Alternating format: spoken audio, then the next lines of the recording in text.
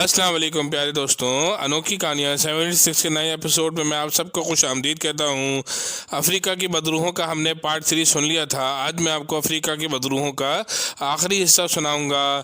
دفعتاً ہنسنے کی آواز بند ہو گئی اور غار میں ایک دم خاموشی پھیل گئی۔ اسی لمحے نادر عادل سے ٹکرا کر فرش پر گرا اور بے ہوش ہو گیا۔ عادل نے اندھیرے میں جھک کر نادر کو ٹٹولا۔ اسے اطمینان ہوا کہ نادر کا سانس چل رہا تھا۔ وہ سیدھا ہوا ہی تھا کہ دائیں جانب سے ایک چیخ ابھری۔ عادل نے اس سمت دیکھا تو اس کے رونگٹے کھڑے ہو گئے۔ اس سے چند قدم کے فاصلے پر دو موٹی موٹی خوفناک آنکھیں چمک رہی تھیں۔ نہ جانے وہ کس بلا کی آنکھیں تھیں جس کا دھڑ اور سر نظر نہ آ رہا تھا، صرف آنکھیں تھیں۔ خوخار انداز میں عادل کو گھور رہی تھیں اور غار کے فرش سے تقریباً 5 سے 6 فٹ بلند تھیں۔ عادل، تم نے کھانا نہ کھا کر مقدس کاکو کی مہمان نوازی کو ٹھکرایا ہے۔ دفعتاً اس آنکھوں کی طرف سے آواز آئی، تم کون؟ عادل خوف سے ہکلایا۔ جواب میں ایک قہقہہ سنائی دیا اور خونخوار آنکھیں غائب ہو گئیں۔ اس کے ساتھ ہی دیواروں سے پھیلتی ہوئی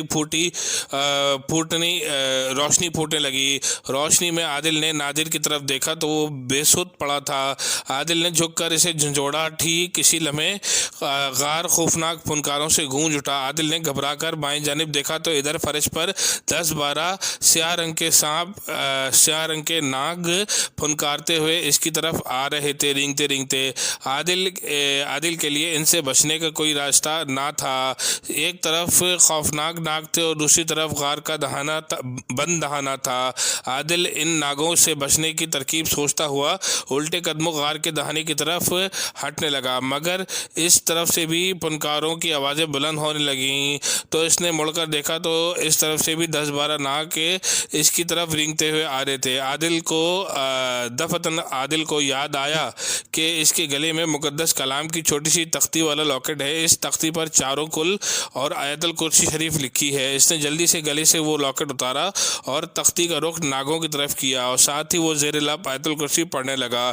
کلام الہی کا معجزہ نمودار ہوا اور تمام ناگ ایک دم غائب ہو گئے۔ عادل جلدی سے نادر کے قریب آیا اور ہوش میں آ کر اسے پلکیں جھپکاتا رہا۔ دفعتاً ایک غیبی آواز غار میں سنائی دی، عادل، اگر تمہارے پاس تختی والا نقش نہ ہوتا تو اب تک ہم سب تمہارا خون پی چکے ہوتے، تم باہر چلے جاؤ۔ اس کے ساتھ ہی دیواروں کی روشنیاں بجھ گئیں اور دن کی روشنی اندر پڑنے لگی اور عادل نے پلٹ کر دیکھا غار کا دہانہ کھلا ہوا تھا جس سے روشنی اندر آ رہی تھی۔ عادل نے نادر کا ہاتھ پکڑا اور دوڑتا ہوا غار سے باہر آ گیا۔ باہر صبح کی روشنی پھیلی ہوئی تھی۔ وہ دونوں رکے بغیر دوڑتے ہوئے کالی غار سے کافی دور نکل آئے، پھر رک کر ہانپنے لگے۔ نادر اب بھی دہشت زدہ تھا اور وہ اس پہاڑی کی طرف دیکھ رہا تھا جس میں کالی غار تھی۔ پھر ایک دم فضا میں ہیلی کاپٹر کی آواز سنائی دینے لگی۔ انہوں نے آواز کی سمت دیکھا تو اس طرف کافی دور فضا میں ایک ہیلی کاپٹر پرواز کرتا ہوا آ رہا تھا۔ ہیلی کاپٹر دیکھ کر عادل خوش ہو گیا۔ نادر، یہ ہیلی کاپٹر شاید ہماری تلاش میں آ رہا ہے، اس نے نادر سے کہا۔ تمہیں کیا پتا کہ کیا تم ہیلی کاپٹر والوں کو فون کیا تھا؟ نادر نے ہانپتے ہوئے کہا۔ میرا اندازہ ہے کہ جہاز ڈوبنے کی اطلاع جب کینیا کے حکام کو ملی ہوگی تو انہوں نے فوراً ہی مسافروں کو سمندر سے نکالنے اور تلاش کرنے کے لیے امدادی کارروائیاں شروع کر دی ہوں گی۔ شاید صرف ہم ہی دو باقی رہ گئے جنہیں ہیلی کاپٹر والے تلاش کرتے ہوئے یہاں آ رہے ہیں۔ تھوڑی دیر میں وہ ہیلی کاپٹر آ کر زمین پہ اتر گیا۔ اس ہیلی کاپٹر نے نادر اور عادل کو دونوں کو دیکھ لیا تھا۔